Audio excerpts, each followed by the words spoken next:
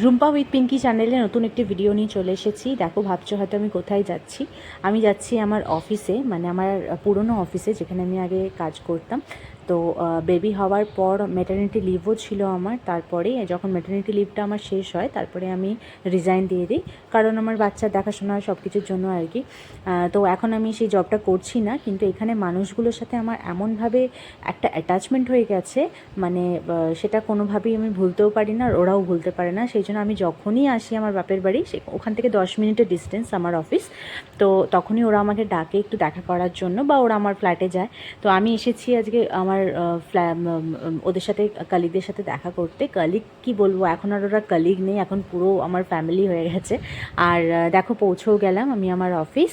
এরপর ওদের এক্সাইটমেন্ট দেখো কতটা, আমাকে দেখে ওরা কতটা খুশি, আর খুবই ভালোবাসতো আমাকে প্রত্যেকটা মানুষ, এমনকি আমার বস, মানে প্রত্যেকে আমাকে খুবই স্নেহ করতো। তো আমার এই অফিসে যখন আমি কাজ করতাম, মনে হতো না যে আমি অফিসে এসেছি, মনে হতো একটা ফ্যামিলির সাথে টাইম স্পেন্ড করতে এসেছি।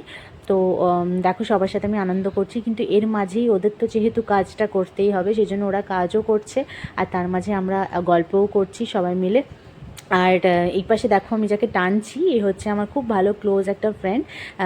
মানে অফিসেই আমার আলাপ হয় এর সাথে, কিন্তু আমরা দুজন খাবার শেয়ার করতাম, আমরা কফি শেয়ার করতাম। তো অনেক দিন ওর সাথে আমার দেখা নেই, অনেক দিন পরে আমার সাথে দেখা হলো। তো বেশ ভালো লাগছিলো আমার, বেশ এনজয় করলাম, সবাই মিলে গল্প দিলাম, আড্ডা দিলাম, চাও খেলাম। খেয়ে নিয়ে তারপর এবার বাড়ি যাওয়ার পালা, কারণ আমার মেয়েকে আমি রেখে এসেছিলাম, সেই জন্য আমি বেশিক্ষণ থাকতে পারবো না। তো সবার সাথে আড্ডা দিয়ে তারপর দেখো, এই পাশে আমাদের গণেশ পুজো হতো, সেই গণেশ মূর্তিও রাখা আছে অফিসে। খুবই ভালো লাগলো অফিসে অনেক দিন পর এসে সবার সাথে আড্ডা মেরে।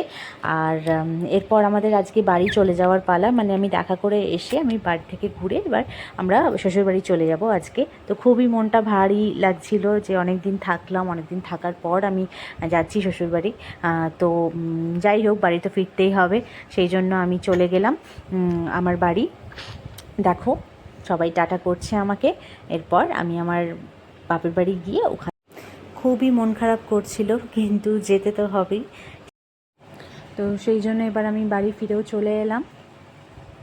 আমরা এইমাত্র বাড়ি পৌঁছালাম। অনেকটা জার্নি করেই আসতে হয়, মানে অনেকটা দূরই পথ। দূর বলতে আমাদের যদি বাইকে যাওয়া হয়, এখান থেকে আমার শ্বশুরবাড়ি থেকে আমার বাপের বাড়ি 1.5 ঘন্টা রাস্তা। কিন্তু যেহেতু আমার মেয়ে ছোট এখন, তো সেই জন্য আমরা অটো মেট্রো করে আসি, মানে অটো মেট্রো করে আমাদের আসতেই মোটামুটি লেগে যায় প্রায় 2.5 ঘন্টা। তো এইমাত্র বাড়ি এসে পৌঁছলাম আমরা, ফ্রেশ হয়ে এবার আমরা ঘুমিয়ে পড়ছি। চলো, গুড নাইট বলে দাও সবাইকে। পরে আবার দেখা হচ্ছে সবার সাথে নেক্সট ব্লগে।